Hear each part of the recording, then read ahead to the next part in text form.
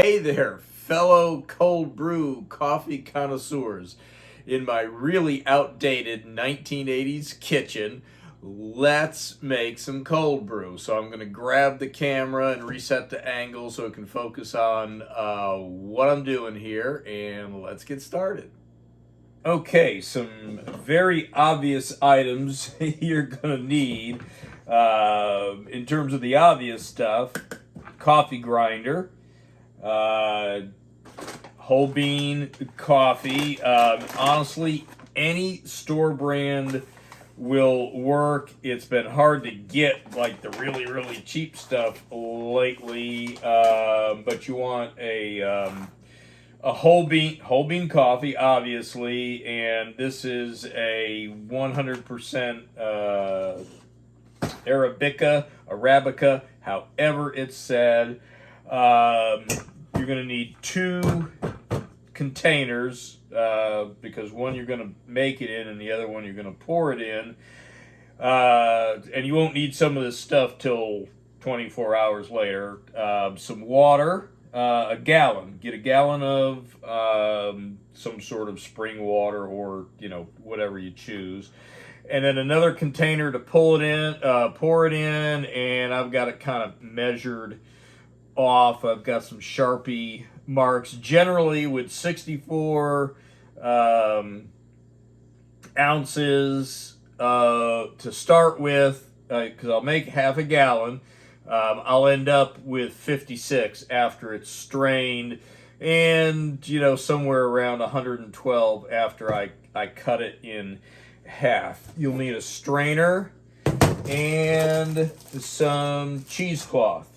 And then another container to pour the coffee beans into. So you'll see that in a second. So basically going to make a cup and a half, and that's this little coffee maker holds a cup. So we're going to make 1.5 of these. All right, so let's grind up the first batch here.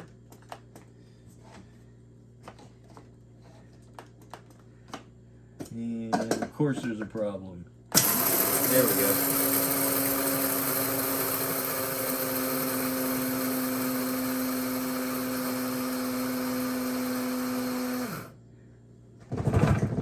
All right, and you're grinding it up coarse.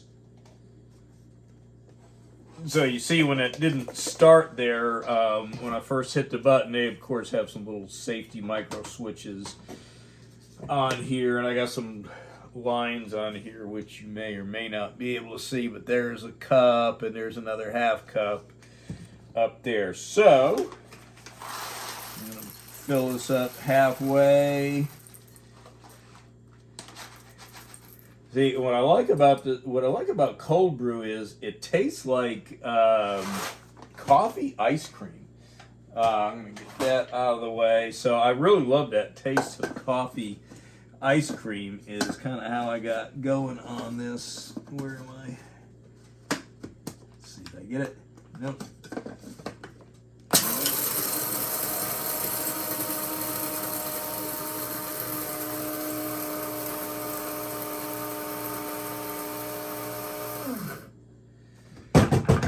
All right, if I didn't say it already, you are doing this on coarse. You have to do it on coarse. If you don't, what happens is it's just like the pre-ground coffee, that already ground coffee that you buy. It's ground too fine, and it just fits, just gets through all your filters. All right, so we got a cup and a half. All right, so the ratio is a cup and a half coarse ground whole bean coffee, and then 64 ounces of water.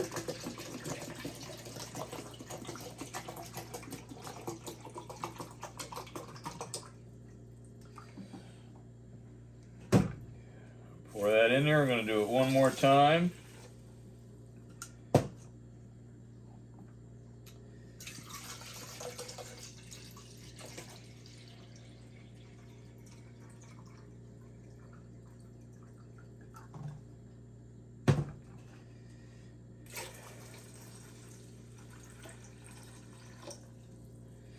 All right, and that's all there is to it. I put the lid on it, and I will let it sit outside a few hours, or just sit out room temperature a few hours. And then I'll put it in overnight, and it gets, somewhere near 24 hours, give or take. Judging by this, well, yeah, I'll have enough for the morning. But I try to make it early enough in the morning. It's late in the afternoon now, but really anything over 12 hours will work. So I'll let it sit out, and then it'll go in the refrigerator. And then tomorrow I'll show you how you strain it and mix it, and there you go. Okay, so through the magic of science and sound, we are about 20 hours into the future, except for my stove, which is still somehow stuck in 1985, but that's okay. And the stove plays only the part of a work surface in this, so it's cold brew, so there's no fire, flame, or heat involved. All right, so this has been in the refrigerator about 20 hours or so. Let's take a peek in there. So that's what that looks like.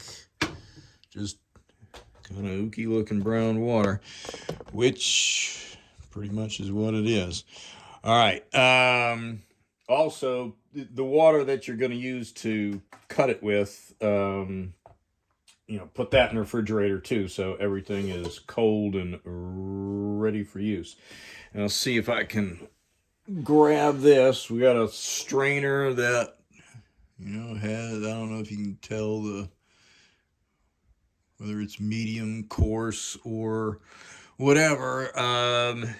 It was actually, I think, one of my mom's. There's still a label on it, which might say how coarse or fine it is.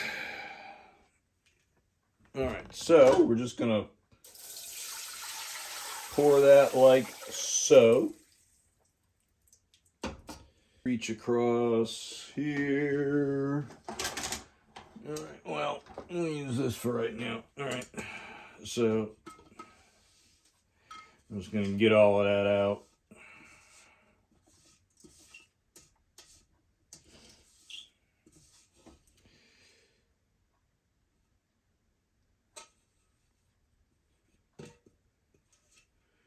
All right, then I'm going to rinse that, so I'll be stopping and starting the camera a few times.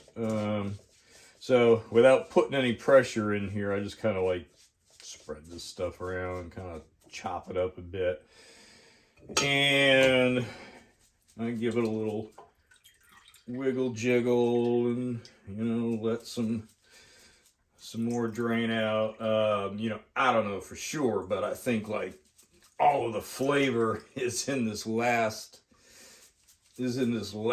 bit. You can see how dark it comes out.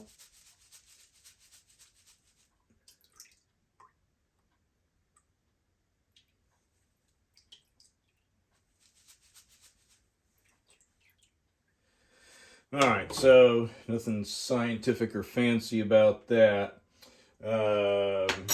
I'll grab like I use a lot of paper plates, so I'll grab one I've recently used and I'm gonna throw out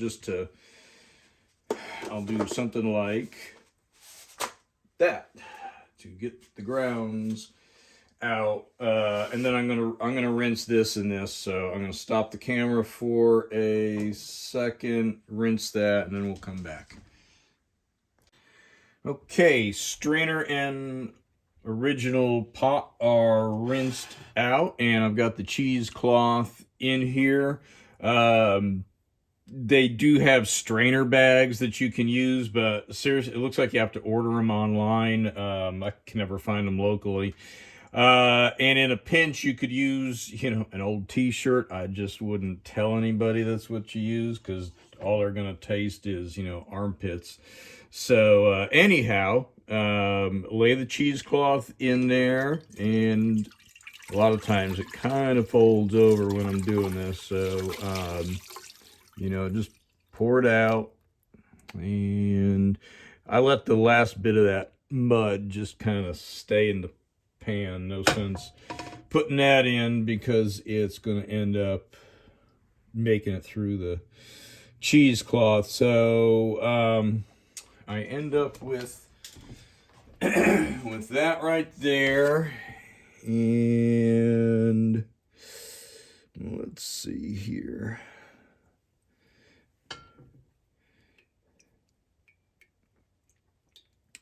Now I do like to kind of squeeze it a little bit. Like I said, I think that's like the most potent part of the flavors in there, but I don't want to go too crazy with it because then I'll be squeezing those little bits I was trying to filter out. So I'm going to stop the camera again so I can re-rinse and set up to pour it into the container and add the water. Okay, coffee is all strained and I've got my container. I use these probably more, reuse them probably more than I'm supposed to, but oh well. Hopefully nothing too bad's leaching out of it.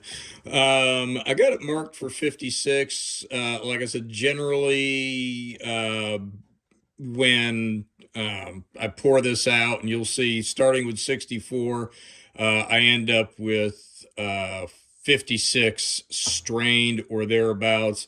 And then some of these other marks, 112 is like the max if cutting it in half, if I come up to 56, and I'll cut it somewhere in between here with the water. And then these other marks are for maybe I might be low on beans and have to make less. And, that's just a guide for me.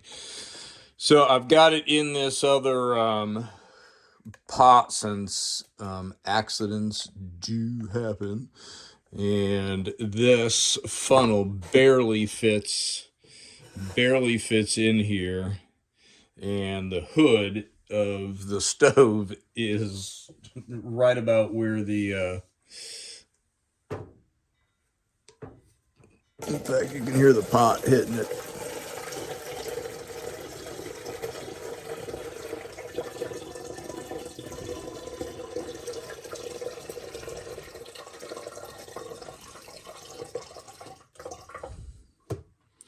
Let me move that forward a little bit. Usually I do this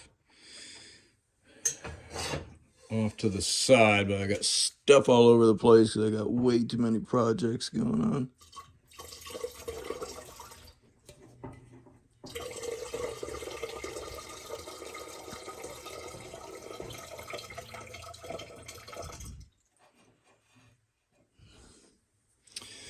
All right, what do we end up with?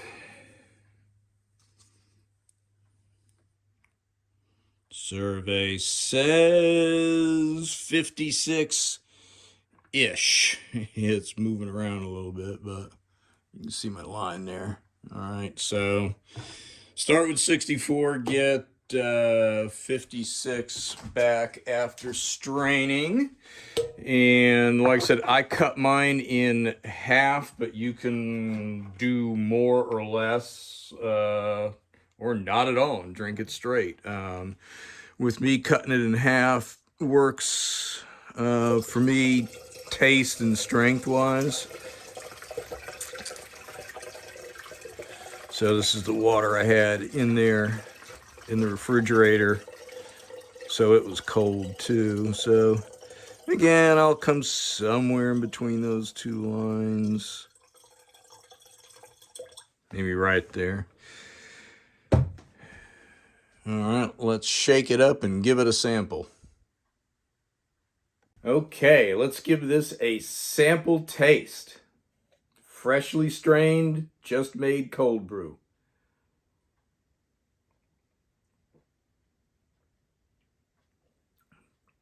Oh man, that is so good. It is just like coffee ice cream. I love that taste. Now, after a few days, the flavor kind of fades, but and the beans, when they get low in the bag, the flavor is not as strong as it is when it's fresh. So the quicker you can go through both the beans and the coffee, the longer the flavor is going to be good. But man, it's good.